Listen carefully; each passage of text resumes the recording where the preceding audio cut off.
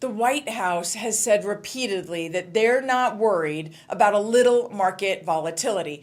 But let's get real. It's a little more than a little, and stocks are hitting correction levels. Consumer spending was lower than expectations in February after a sharp decline in January. Savings accounts are actually increasing as investors go to cash. Consumer confidence is collapsing, and talk of a recession is heating up. So what does all of this mean for you in housing, for home prices, or mortgage rates? Well, here's what you need to know. Several top economists now predict that mortgage rates could drop to 6% by the third quarter of 2025. I mean, that's more than a full 1% lower than 2025's year-to-date peak in January. And that shift could send shockwaves through the housing market. So if you're thinking about buying a home in the next 18 months, you need to understand what's coming, because what you don't know could cost you. Right now, we're in a battle between economic headlines and real-life experience. I mean, the data is still saying that the economy has been trying to hold strong. I mean, GDP growth was strong right up until February 28th. Jobs are still being added, albeit slower, and wages are still increasing. But that's not the full story. The stock market is now sliding. Consumer confidence is at its lowest in months. And the job market, well, we can all agree it's slowing down. Let's talk about that latest job market. It showed 151,000 new jobs created, which sounds okay until you realize expectations were 170,000. That's a miss, and it's low. Even more telling is unemployment ticked up from 4% to 4.1%. Now, is that panic time? No, but it's a signal that the economy is shifting.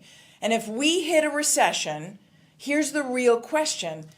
Will housing demand collapse? Or will it actually increase? Think about this. There are 164 million working adults in the United States.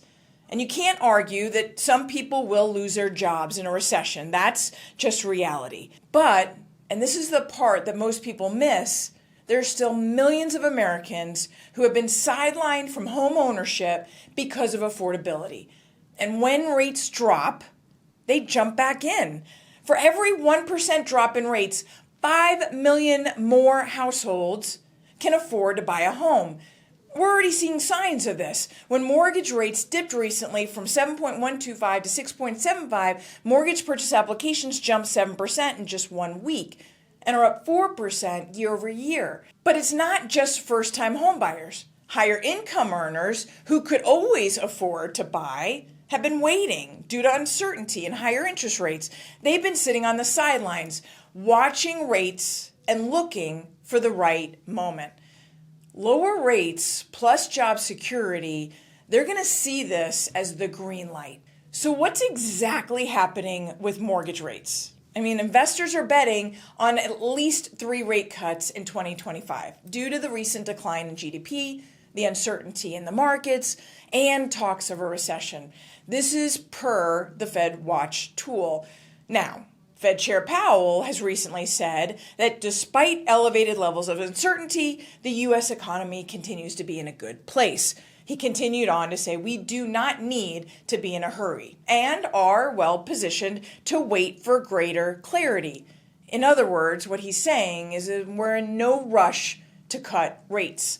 And then both the CPI, the Consumer Price Index, and the PPI, the Producers Price Index, dropped slightly in February.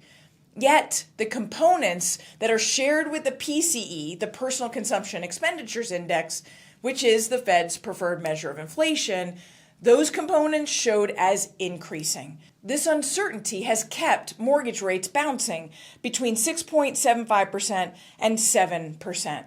But here's the key part. Several top economists are now predicting that if we enter into a recession, rates will drop to 6% by the third quarter of 2025. I mean, that's a massive shift in affordability. And when affordability improves, buyers come back. Every recession, except for 2008, which was a housing-driven crisis, has followed the same pattern. Mortgage rates drop, buyer demand increases, and home prices rise. Why? because affordability improves, and buyers who are previously priced out finally get a chance to jump in.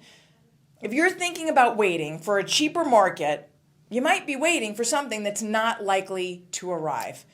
Lower rates brings more buyers, and more buyers brings higher prices. So bottom line, if you're planning to buy in the next 18 months, the real question isn't if you should buy, it's when. Right now, we have more inventory and more negotiating power than when we will when rates fall further. If you wait, you'll likely be paying more for the same home and fighting against more buyers. So here's what I want you to do right now. I want you to drop me a DM if you want to talk through a strategy that makes sense for you.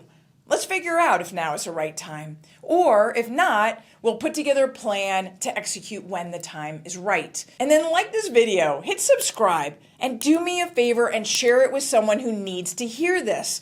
The more people who understand what's coming, the better they can prepare. And comment below. Are you planning on buying in the next year? And what's holding you back? This is one of my most shared videos on Facebook, and for a reason. People need this information. The more you know, the better you can prepare. So let's take action now, not when it's too late. I'll look forward to seeing you on the next video.